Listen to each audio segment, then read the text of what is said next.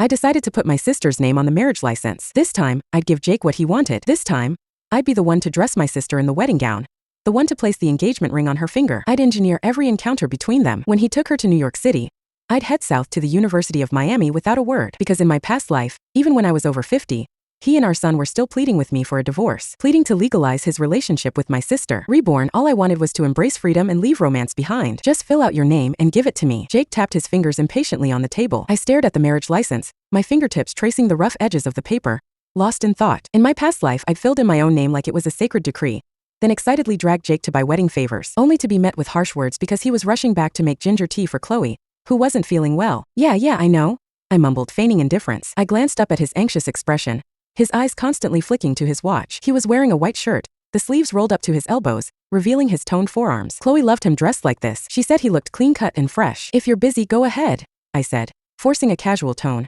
pushing down the bitterness rising in my throat. I'll hand it in when I'm done. He visibly relaxed, his voice softening. Don't worry, we're getting married. I'll take care of you. But please don't resent Chloe anymore. It's bad for her reputation if people find out. I remained silent. In my past life, I'd explained countless times, but in his eyes, I was just a resentful older sister, unable to appreciate her gentle younger sibling. He didn't say anything else, just turned and hurried away. I took a deep breath, trying to calm my racing heart, but my mind replayed the scenes of my past life. Our wedding night, he spent the entire night with Chloe, claiming she was unwell.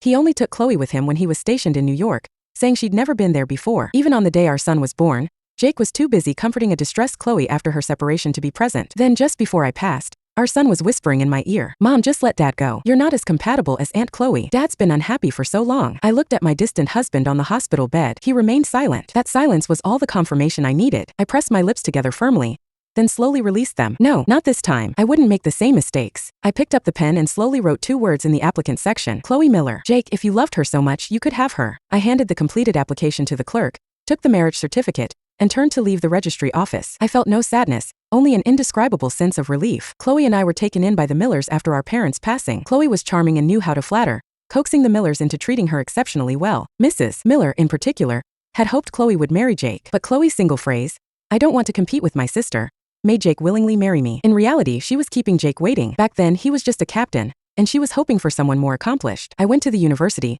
clarified the procedures and the estimated living expenses, then walked home with a lighter heart. Back at Jake's military housing, I heard Chloe's playful voice the moment I stepped inside. "Jakey, are you sure it's okay to be here with me instead of Sarah? Will she be upset?" "I can spend time with her anytime," Jake replied, his voice tender. "But you're not feeling well. I don't want you to be alone." Chloe giggled, then feigned sadness. "Will you still be kind to me after you and Sarah are married?" "Of course," Jake's voice was firm. "Who else would I care for? If your sister is unkind to you, I'll end things with her." I clenched my fists, barely holding back the emotion. Even Reborn, hearing my husband speak this way, still hurt. I composed myself and walked into the room as if nothing was amiss. Jake emerged from Chloe's room, a slightly embarrassed look on his face. "Hi, I just checked on Chloe. She wasn't feeling well." I gave a non-committal hum and turned to go to my room. In my past life, I had fought with him countless times about their questionable closeness. This time, I didn't want to waste my time or energy. He stopped me. "Sarah, maybe we should buy some wedding favors and hand them out to the other wives on base?" I looked at him surprised. I figured this was his way of making up for not arguing with me. "No, it's not necessary. I don't need all that fuss." He looked taken aback. He probably couldn't imagine me refusing this. "Sarah,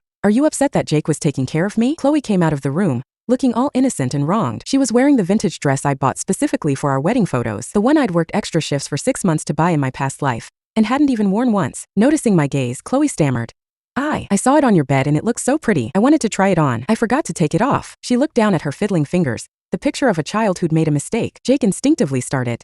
"Sarah, don't." I cut him off, my voice calm. "It looks good on you. Keep it. I haven't worn it anyway." I could detect lingering traces on the dress. It brought back memories of me hurrying home in distress. Just thinking about it made my stomach twist uncomfortably. Under their stunned gazes, I returned to my room and locked the door. I pulled out my folder. Inside was my acceptance letter, University of Miami. I'd always loved the South, and it had the finance program I was so excited about. In my last life, I'd given up my education for Jake, content to stay home and take care of his parents. This time, I still had a chance. This time, I would live for myself. I flipped through the calendar. 10 days. In 10 days, I could leave this place. Time was tight, but I had to prepare. Every second counted. A knock startled me. I opened the door impatiently. Jake stood there holding a bowl of noodles, his voice gentle. "Hungry? I made you some noodles." I hesitated. In my past life, he was either cold and distant or harsh with his words. It had been a long time since I'd seen this tender side of him. "No thanks. I ate out." "No way. You never spend money on yourself." His words stung. I used to budget carefully, spending most of my earnings on him, buying him gifts. Now, with college on the horizon, I had to be careful with every penny. I met his gaze, my voice level. "I remember giving you $50 a few days ago for wedding stuff. You didn't buy anything, did you? Give it back."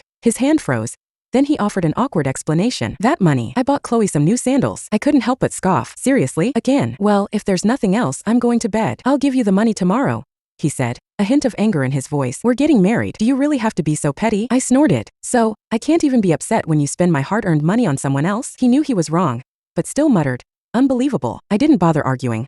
Closing the door firmly, over the next few days, I sold some of my less valuable possessions, the trinkets that held so many memories from my past life. Now they seem like nothing more than sentimental clutter. I packed them all up and sold them to a second-hand dealer for a modest sum. That afternoon, as I continued packing, Jake appeared, holding out a $50 bill. His voice was stiff. Here's your money. I took the money and nodded. Thanks. He watched me, his expression unreadable. His eyes fell on my packed suitcase. I'm planning to take Chloe with me to New York first. You don't have to pack. I continued packing, simply nodding. He seemed unnerved by my lack of reaction. What's gotten into you lately? You're like a different person. I turned to him impatiently. I didn't want any complications. Even though Jake didn't love me, if he found out that Chloe's name was on the marriage license, he might try to remarry me for her sake. I wanted nothing more to do with either of them. Nothing. I'm just packing my things so I can move back home when you go to New York. He seemed relieved, then added, I'm not saying you can't come to New York. It's just that Chloe's never been there, and she wants to see it. I'll send for you in a few months. I nodded absently. In my previous life, he hadn't sent for me for 8 whole years. Not until Chloe married a wealthy military family heir from New York did he finally bring me there. He watched me uncomfortable. Usually when we were alone, I would chatter nonstop. Now my silence made him fidgety. Didn't you always want to take wedding photos? Let's go to the studio tomorrow. That wasn't going to work. I planned to buy some college supplies tomorrow. I was about to make an excuse when Chloe walked in,